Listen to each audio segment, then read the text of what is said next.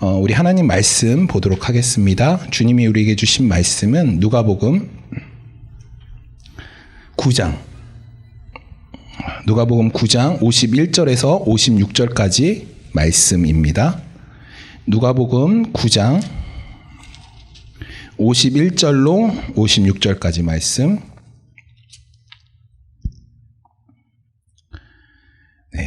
우리 함께 교독하도록 하겠습니다. 제가 읽겠습니다.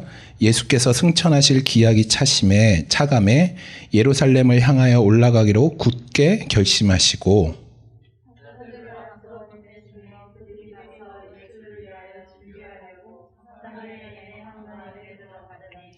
예수께서 예루살렘을 향하여 가시기 때문에 그들이 받아들이지 아니하는지라.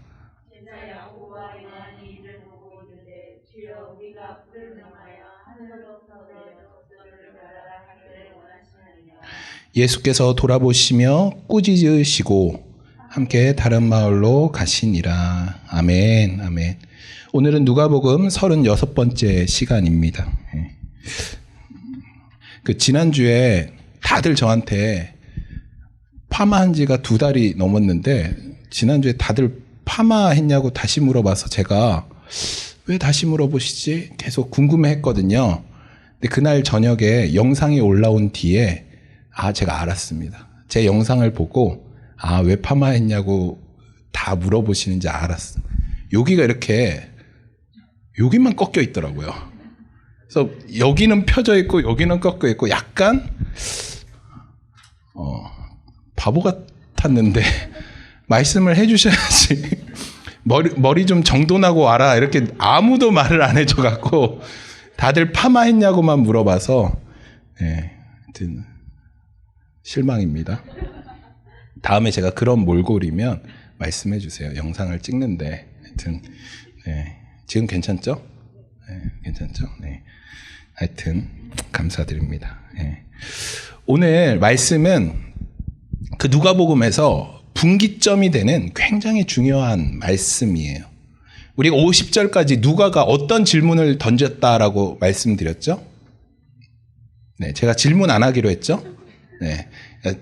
질문하는 게 아니라 제가 스스로 대답하는 시간입니다. 52전 9장 오늘 말씀 전까지 누가는 계속해서 독자들에게 또 우리에게 어떤 질문을 하냐면 예수님이 누구인가에 대한 질문을 해요. 그래서 우리가 계속 예수님이 어떤 분이신지에 대해서 우리가 계속해서 함께 살펴보았죠. 누가는 그동안 예수님이 누구인가 이런 질문을 던졌다면 지금 오늘부터 이제 분기점이 되는 오늘부터는 예수님이 어떤 일을 하시는가, 예수님이 왜 이 땅에 오셨는가에 대한 질문으로 바뀌게 돼요. 이 질문이 바뀌게 된다라는 것이죠. 그러니까 말씀의 내용도 이 질문의 답으로 바뀌게 되는 것이죠.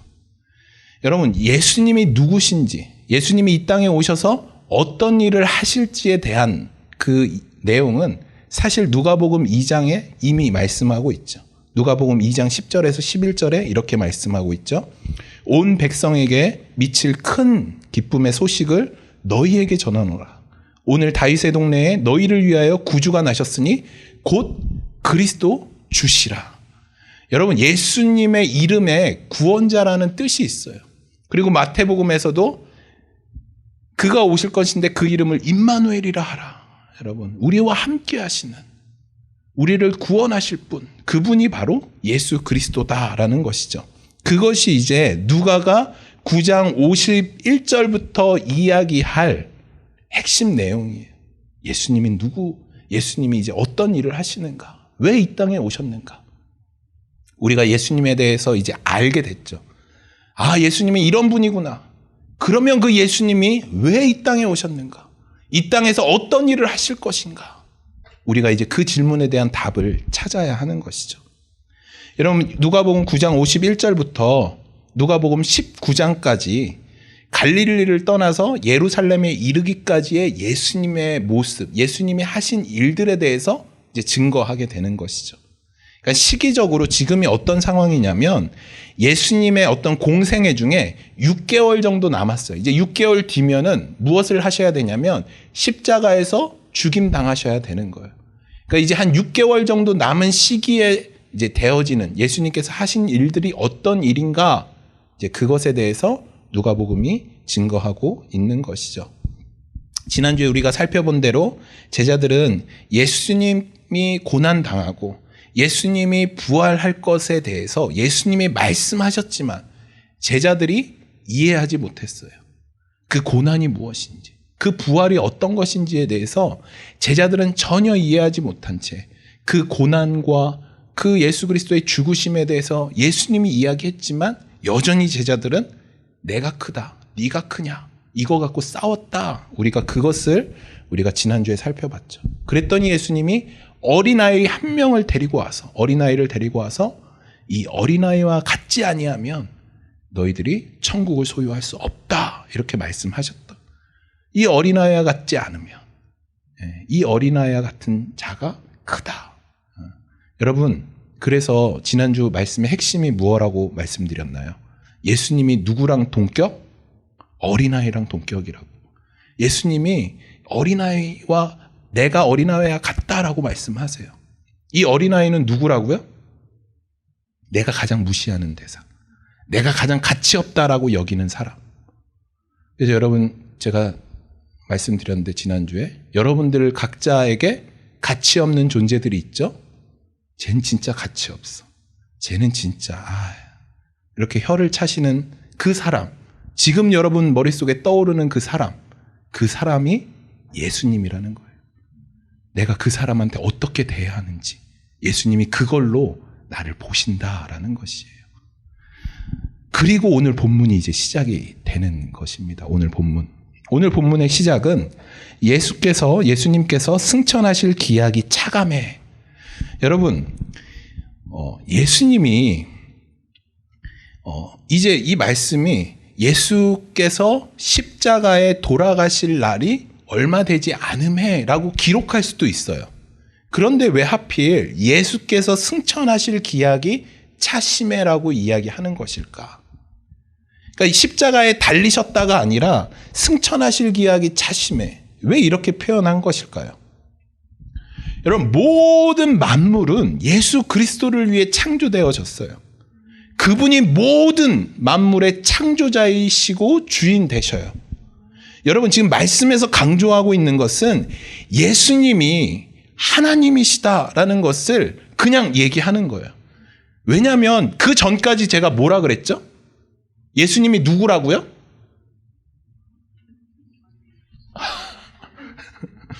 구장까지 뭐 한 거죠? 예수님이 만왕의 왕이시다라고요. 바다를 말씀으로, 풍랑을 말씀으로 잠잠케 하시는 만왕의 왕이신 분이 바로 예수님이다. 누가가 증거하는 거잖아요. 그러니까 하나님의 아들, 하나님이시기 때문에 예수님이 이렇게 얘기하는 거예요. 누가가. 승천하실 때가 차감해. 예수 그리스도가 왕이시다라는 것을 선포하는 거예요. 여러분, 그래서 사도 바울이 뭐라고 말씀하냐면 예수님 부활 이후에 어떤 일이 일어날 것인지에 대해서 사도 바울이 빌립보서에서 이렇게 이야기했어요. 제가 지난주에도 한번 읽어드렸는데 하나님이 그를 지극히 높여 모든 이름 위에 뛰어난 이름을 주사 하늘에 있는 자들과 땅에 있는 자들, 땅 아래에 있는 자들 모두 무릎을 꿇고 예수 이름 앞에 꿇게 하시고 모든 입으로 예수 그리스도를 주라 시인하여 하나님 아버지께 영광 돌리게 하셨으니, 여러분, 바로 이것이 예수 그리스도가 왕의 권세, 그것을 가지고 있다, 그것을 얻게 되었다. 그것이 언제 선포되어지느냐? 승천하심으로. 모든 것이 다 완벽하게 이루어진 그 승천을 지금 사도 바울이 이야기하는 것이에요. 마태복음 28장 18절에도 하늘과 땅의 모든 권세를 내게 주셨으니 주님께 이 모든 권세가 있다라는 것이죠. 예수님은 왕이시고 모든 만물이 그 발 아래 꿇어야 하는 만왕의 왕이신 분이 바로 예수님이다라는 것이에요. 그러나 그 주권을 확증하기 위해서 예수님이 지금 무엇을 하셔야 된다라는 것이죠? 십자가에서 죽임 당하셔야 된다. 그래서 여러분 꼭 기억하세요. 고난 뒤에 오는 영광이 진짜 영광이에요.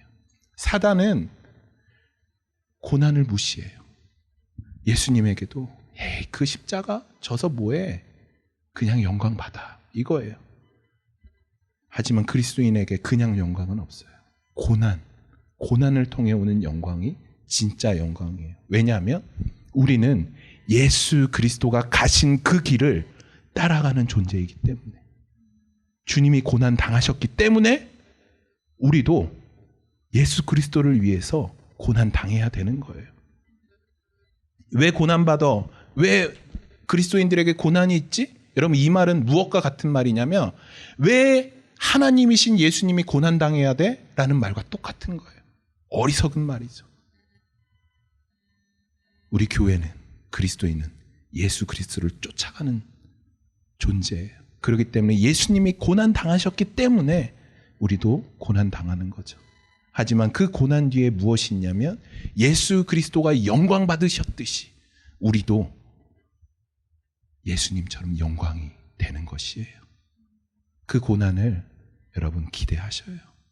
그 고난이 찾아왔을 때 두려워하지 마시고 믿음으로, 말씀으로 그 고난을 이겨내시기를 간절히 소망합니다. 여러분, 그래서 나라를 구성하는데 가장 중요한 것이 무엇인가요? 국민이죠, 국민. 주님은 죽음으로 그의 백성을, 우리를 구출하셨어요. 당신이 죽으심으로.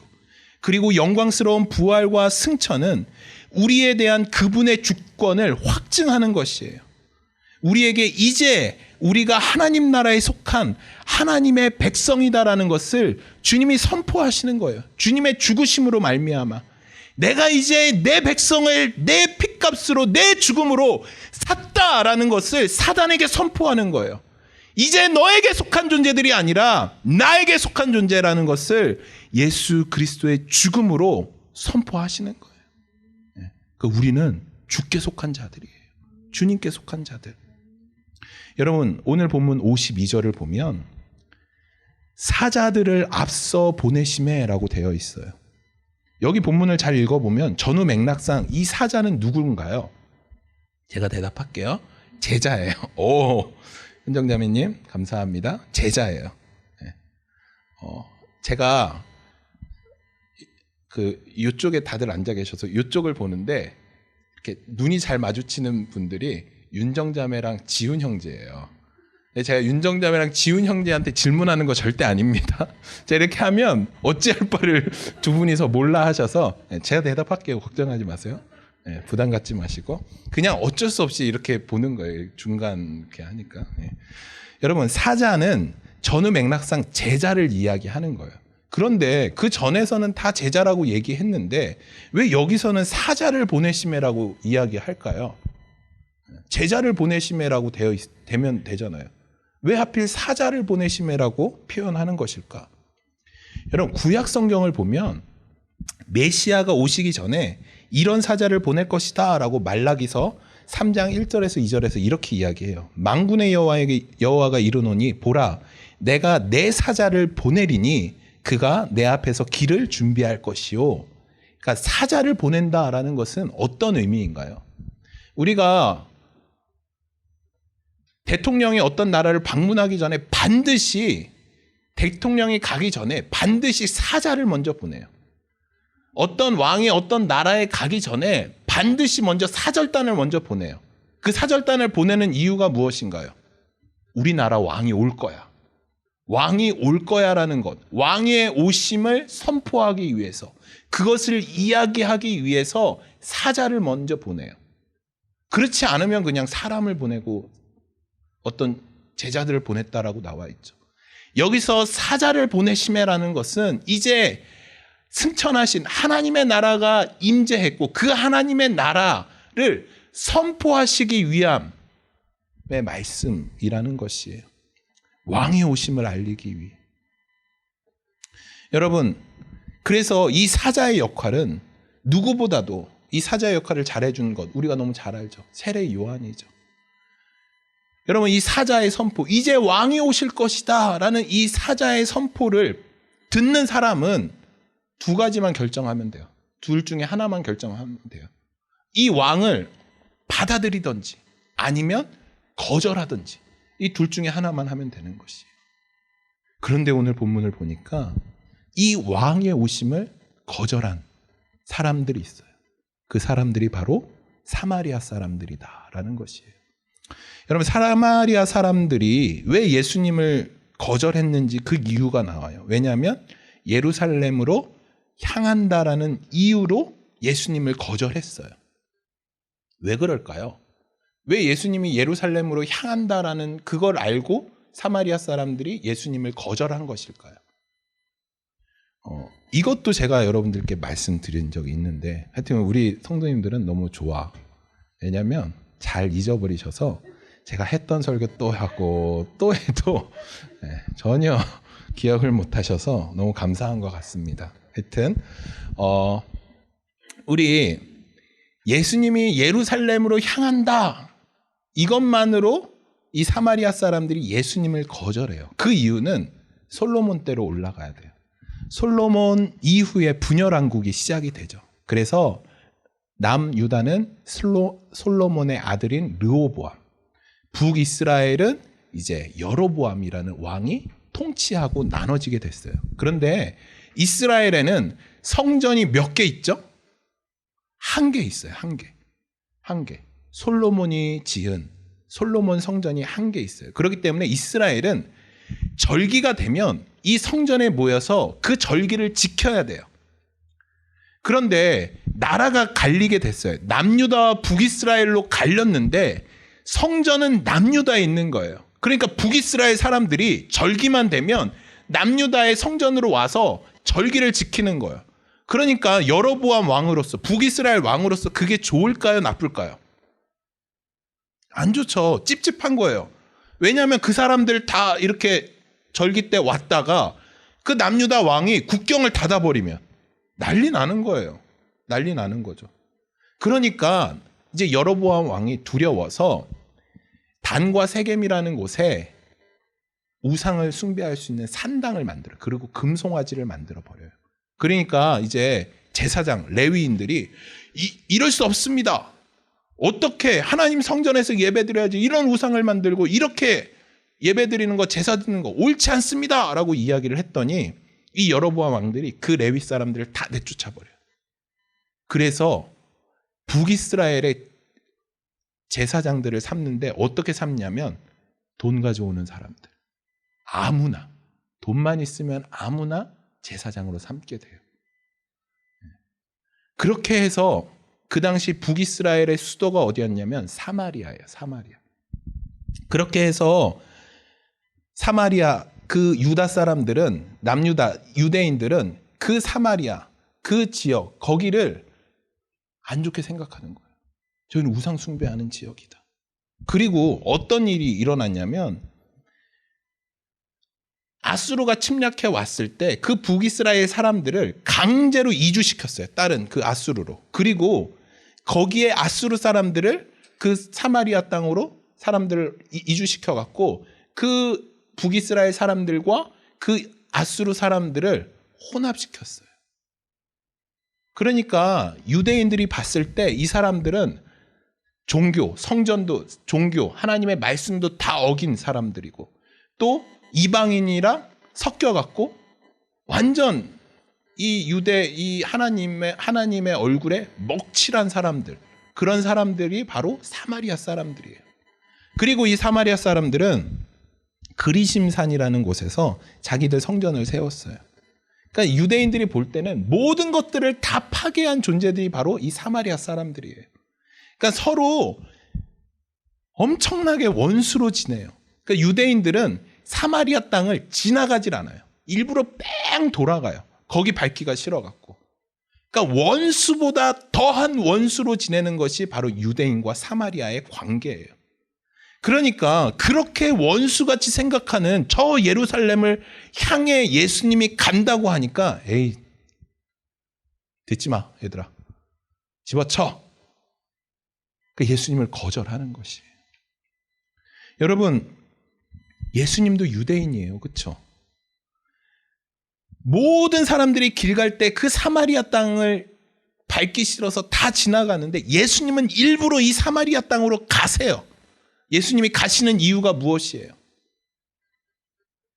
절대 구원받을 수 없는 주님의 그 은혜 아니면 살 수 없는 그 사마리아인들에게 복음을 전하고 하나님의 나라를 선포하고 그들을 구원하시기 위해서 그 땅으로 가시는 거예요. 그런데 그들이 그것을 거절해요. 그 분노에 못 이겨서. 그 원수된 마음 때문에 복음을 거절하는 것이에요. 이것의 소식을 듣고 제자들이 분노합니다. 주여, 우리가 불을 명하여 하늘로부터 그 불을 내려서 저들을 멸하나이까? 이렇게 이야기를 하는 거예요. 이게 얼마나 웃긴 얘기인 줄 아세요? 여러분, 야고보와 요한이 지금 하늘에서 불을 내려서 그 사마리아 지역을 불태우겠다라는 것이에요. 지금 야고보와 요한이 그거 할 수 있나요? 지지난주에 뭐 했어요? 귀신도 못 쫓아내갖고 벌벌 떨던 애들이 갑자기 내가 불을 내려서 저기를 멸망시키겠다고 지금 야고보 우리 사도님과 우리 이 요한 사도님께서 그 말씀을 하시는 거예요. 그러니까 예수님이 듣기에 얼마나 어이가 없어요. 얘네 지금 무슨 말을 하는 거야. 그러니까 예수님이 돌아보시고 꾸짖었다라고 이야기해요. 그런데 여기에 사본이 또 있는데 그 사본에는 더 길게 나와 있어요. 뭐라고 나와 있냐면 이르시되 너희는 무슨 정신으로 말하는지 내가 모르겠다. 인자는 사람의 생명을 멸망시키러 온 것이 아니라 구원하러 왔노라. 이렇게 기록되어 있어요. 니네 제정신이냐? 예수님이 이렇게 말씀하시는 거예요. 지금 우리를 구원하시려고 예수님이 예루살렘으로 죽으러 가시는데 지금 예수님 받아들이지 않는다고 내가 저들 멸망시키겠습니다 하는 그 제자들을 향해서 네가 제정신이냐? 제발 내 말 좀 깨달아라. 이렇게 말씀하시는 거예요. 여러분, 주님은 우리를 구원하러 오셔요. 심판하러 오신 분이 아니에요. 그리고 심판할 권한은 우리에게 없다라고 명확하게 말씀하세요. 우리는 절대 사람을 심판할 수 있는 존재가 아니에요. 그런데 우리는 이 야고보와 요셉같이 이런 심판, 나에게 있지도 않은, 우리에게 있지도 않은 이 권한을 얼마나 많이 사용해요. 지난주에 우리 살펴봤죠. 비교하면서 넌 틀려. 내가 옳아. 어떻게 교회에서 저럴 수 있을까? 저도 정말 판단 많이 했어요. 야, 어떻게 예배 때 저런 목장으로 오지? 야, 예배 때 왜 성경책도 안 갖고 오지? 야, 예배 때 어떻게 찬양도 안 하지? 수없이 판단했어요. 수없이 판단했어요. 근데 그 판단이 우리에게 있지 않아요. 여러분, 심지어 예수님도 우리를 정죄하지 않으세요. 심판하지 않으셔요. 주님이 우리에게 하시는 일은 딱 하나예요. 우리를 사랑하시는 것. 여러분, 우리는 누구를 따라가는 존재라고 했죠? 예수님. 그럼 우리가 어떻게 해야 돼요? 사랑해야죠. 사랑해야죠. 우리 복음교회, 우리 안에 이 사랑이 있었으면 좋겠어요. 나를 거절한다라고, 내 말을 듣지 않는다고 판단하고 정죄하고 네가 잘못됐어라고 욕하는 우리의 모습이 아니라 그들을 기다리고 그들을 품고 사랑하고 기도할 수 있는 그런 우리의 모습이 되었으면 좋겠어요. 여러분, 사랑은 그냥 되지 않아요. 제가 여러분한테 예전에도 말씀드린 적이 있는데 제가 처음으로 전도여행을 간 게 중국이에요. 근데 중국 갔는데 너무 싫은 거예요. 중국 사람들이. 제가 볼 때는 잘 씻지도 않고 먹는 것도 진짜 제가 애기 입맛이잖아요. 모든 음식에 그 향신료만 넣고 계속 불평불만을 했어요. 그 어느 날 저희 팀 리더 형님이 그러시는 거예요. 형민아, 너 여기 이들에게 전도하러 왔니? 아니면 불평불만하러 왔니? 그러시는 거예요. 그래서 제가 그날 저녁부터 어떤 기도를 했냐면, 하나님, 저 진짜 이 중국 사람, 중국을 사랑하게 해주세요. 근데 저는 이 중국을 사랑할 수가 없어요. 너무 미워요. 너무 진짜 돌아보기도 싫어요. 그런데 주님이 저 이 땅에 보내셨잖아요. 저 사랑하게 해주세요. 그 기도를 드렸어요. 실제 사건입니다. 그 다음날 같이 그 땅을 위해서 중보기도 하는데 제가 눈물이 나는 거예요. 이들을 향한 하나님의 마음이 느껴지는 거예요. 여러분도 그러실 수 있어요. 절대 내가 사랑할 수 없는 존재, 그 존재를 품게 해달라고, 그 존재를 향한 하나님의 마음을 나에게 알려달라고 여러분 기도 한번 해보세요. 그러면 주님의 마음을 우리에게 부어주세요. 그리고 그를 향한 하나님의 마음이 어떤지 알려주세요. 여러분, 우리 아프가니스탄 위에 기도했잖아요. 한 번도 가본 적도 없고 본 적도 없고 저 아프가니스탄 사람을 만난 적도 없어요. 그런데 우리가 어떻게 기도해요? 그들을 위해 기도할 때 하나님의 마음을 달라고 기도하죠. 그리할 때 하나님이 우리에게 그 마음을 허락하셨을 때 우리가 그 마음을 가지고 하나님 앞에 기도하는 거예요. 원수 같은 존재, 미워하는 존재, 전혀 알지 못하는 그 존재를 향해서 주님의 마음을 품고 기도하는 것, 그것이 우리의 삶 가운데 나타나야 되는 것이에요. 그래서 여러분, 사람 함부로 판단하지 마시고 원수 같은 사람, 나에게 원수, 그를 향한 하나님의 마음을 품고 끝까지 기도하는 저와 여러분 되기를 간절히 소망합니다. 여러분, 그런데 중요한 사실이 있어요. 마지막 때가 반드시 온다라는 것이에요. 마지막 때가. 여러분, 제가 창세기 강의할 때 여러분들께 말씀드렸지만 너무 오래전 일이기 때문에 3년 전의 일이기 때문에 다 잊었을 것 같아서 다시 말씀드릴게요. 여러분, 주님의 말씀을 우리가 전해야 돼요. 끝까지 전해야 돼요. 포기해서는 안 돼요. 복음을 믿지 않는 사람들, 원수된 자들에게 우리가 끝까지 복음을 전해야 돼요. 그런데 그들에게 어떻게 전해야 되냐면 마지막 때가 있는 것처럼 전해야 돼요.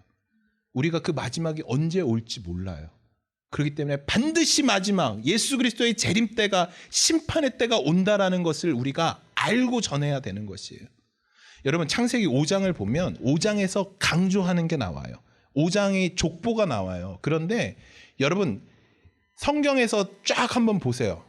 5장에만 독특하게 나오는 말들이 있어요. 창세기 5장에만 독특하게 나오는 말들이 뭐냐면 죽었더라예요. 죽었고 나았다. 죽었고 나았다. 죽었고 나았다. 여러분, 하나님이 아담에게 야, 너 저거 선악과 먹으면 정령 죽을 거야. 하나님이 말씀하셔요. 그런데 아담과 하와가 그 선악과를 먹었을 때 죽었나요? 안 죽었나요? 안 죽었어요. 하나님이 정령 죽을 거라고 말씀했는데 먹으니까 별거 아니에요. 안 죽네? 죄가 그래요. 죄 지면 죽을 것 같아요. 야, 이거 져도 되나? 죄 지면 죽을 것 같은데 져보세요. 죽나 안 죽나? 안 죽어요. 아무 일도 안 일어나요. 그게 죄의 무서움이에요. 그런데 창세기 5장에서 어떻게 말하냐면 주님이 반드시 너 죄 지면 죽어 라고 말씀하셨는데 그 당시 사람들은 안 죽네? 아담도 계속 인생을 살아가요. 안 죽는데? 그런데 죽는 것을 하나님이 말씀하시는 거예요. 그 죄로 인해서 죽음이 왔다라고 창세기 5장에서 선포하고 있는 것이에요. 죽었고 나았고 죽었고 나았고. 그런데 유일하게 두 사람만 이 죽었고가 없어요. 누구냐면 에녹과 노아예요. 에녹과 노아. 여러분, 에녹과 노아가 왜 안 죽었냐면 그 이유를 창세기 5장과 6장에서는 뭐라고 이야기하냐면 하나님과 동행했다라고 이야기해요. 하나님과 동행했기 때문에 이들이 죽지 않았다라는 것이에요. 그런데 에녹은 여러분 처음부터 하나님과 동행하지 않았어요. 어떤 사건으로 인해서 하나님과 동행하게 돼요. 그 사건이 무엇이냐면 창세기 5장에서 어떻게 나와 있냐면 에녹이 무드셀라를 낳고 300년을 하나님과 동행했다라고 기록되어 있어요. 그러니까 이 무드셀라를 낳기 전에는 하나님과 동행하지 않았다라는 것이에요. 무드셀라가 도대체 뭐길래 그 아들이 어떤 존재이길래 무드셀라를 낳고 하나님과 동행했을까? 여러분, 무드셀라라는 이름에는 어떤 뜻이 있냐면, 무드라는 것은 심판, 죽음을 의미해요. 셀라는 사라트라는 단어인데 보낸다라는 것이에요. 그러니까 이것을 의역하면 이 세상에 심판이 있을 것이다라는 것이에요. 그러니까 이 무드셀라가 죽으면 하나님의 심판이 있을 것이다라는 것이에요. 제가 생각할 때 하나님이 에녹에게 무드셀라를 주시면서 이렇게 말씀하셨을 것 같아요. 야, 에녹아, 이 무드셀라가 죽는 그때 반드시 내가 이 땅을 심판할 거야. 하나님이 이렇게 말씀하셨던 것 같아요. 그렇기 때문에 에녹이 그것을 믿음으로 취했어요. 보이지 않는 그 하나님의 심판, 하지만 실제로 있을 그 하나님의 심판을 에녹이 취하고 주님과 동행하기 시작해요. 여러분, 히브리서 기자는 이렇게 이야기해요. 믿음으로 에녹은 죽음을 보지 않고 옮겨졌으니 하나님이 그를 옮기심으로 다시 보이지 아니하셨느니라. 그는 옮겨지기 전에 하나님을 기쁘시게 하는 자라는 증거를 받았다. 여러분, 무드셀라라고 부르는 것, 여러분 이 당시에 그러니까 그래서 에녹이 그 아들의 이름을 무드셀라라고 짓는 거예요. 그러면 무드셀라, 우리는 아무 감각이 없잖아요. 무드셀라 그냥 이름 같잖아요. 하지만 이 당시에 그 이름을 듣는 사람이나 부르는 사람이나 어떻게 부르는 거냐면 이렇게 부르는 거예요. 하나님의 심판이 임할 거야. 내가 죽을 때 하나님의 심판이 임할 거야. 이거를 얘기하는 거예요. 여러분, 인류 역사상 가장 오래 산 사람이 누군가요? 무드셀라예요. 무드셀라가 몇 년을 살았냐면 969년을 살았어요. 그러니까 하나님의 이 메시지가 몇 년 동안 선포되어진 거예요. 1000년 동안 선포되어지는 거예요. 사람들에게, 그 자손들에게.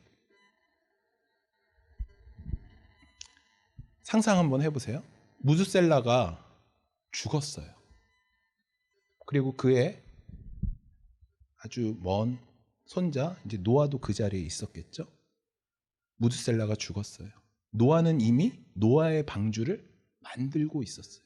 이미 완성을 했었겠죠. 이때는 120년이라는 시간 동안, 그 120년이라는 시간 동안, 아니 969년 동안 하나님의 메시지가 선포되어졌어요.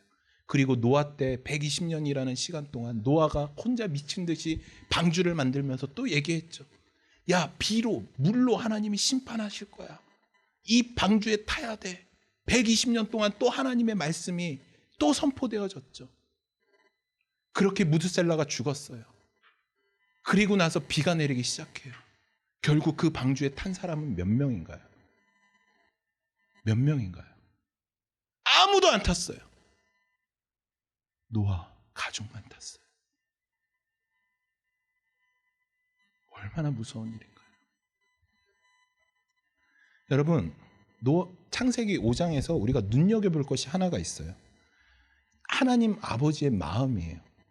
원래는 여러분, 아들이 오래 사나요? 아버지가 오래 사나요? 아들이 오래 살아야 되잖아요. 그렇죠? 이 당시에는 질병도 없어요. 막 900살 넘게 사는데 무슨 질병이 있겠어요. 그냥 건강하게 장수하다가 죽는 거예요. 그러니까 자연적인 섭리에 의해서 다 아들이 아버지를 장사해야 되는 것이에요. 이게 법칙이에요. 창세기 5장에는 다 아들이 아버지를 장사해요. 그런데 유일하게 한 명만 아버지가 아들을 장사해요. 그게 누구냐면 무드셀라가 그의 아들 라멕을 장사해요. 무드셀라가 라멕보다 5년을 더 살아요. 그게 무슨 의미인지 아세요? 하나님이 어떻게 하시겠다라고 작정하셨어요? 무드셀라가 죽을 때 하나님이 심판하시겠다라고 작정하셨어요. 그런데 하나님이 하나님의 그 자연의 법칙을 깨요. 자기 아들을 장사시켜요. 무드셀라로 하여금. 우리가 무드셀라 하면 장수의 축복을 받은 사람이라고 생각해요. 무드셀라에게 장수가 축복이었을까요? 저주예요. 자기 아들을 장사하는데. 그런데 하나님이 무드셀라의 수명을 더 연장시킨 거예요. 왜 연장시켰을까요? 무드셀라의 생명을 왜 연장시켰어요? 그 백성들 구하려고. 조금이라도 그들에게 복음을 더 전하려고. 그게 하나님 아버지의 마음이에요. 어쩌면 여러분 지금 예수 그리스도의 재림 때를 하나님이 늦추고 계실 수도 있어요. 한 명이라도 더 구원시키기 위해서. 그럼 우리 뭐 해야 돼요? 그 하나님 아버지의 마음을 알고 그 말씀을 전하고 복음을 전하고 내가 잘 먹고 잘 사는 데 집중하는 것이 아니라 주의 말씀을 들고 주의 백성에게 나가야 되는 것이 그 하나님의 마음을 품고. 여러분 이 당시에 예수님이 뭐라고 말씀하시는 줄 아세요? 이 노아의 때 하나님의 심판이 임박했음에도 불구하고 이제 하나님의 심판이 임하는데 이 당시 노아 시대 때 사람들이 어떻게 했는 줄 아세요? 여전히 장가가고 여전히 먹고 마시고 취해 있더라. 그냥 산 거예요. 심판이 내일 일어나는데 결혼하는 거예요. 심판이 내일 일어나는데 먹고 살겠다고 먹는 거예요. 여러분 심판 언제? 예수 그리스도의 재림이 언제인지 아세요? 아무도 모르잖아요.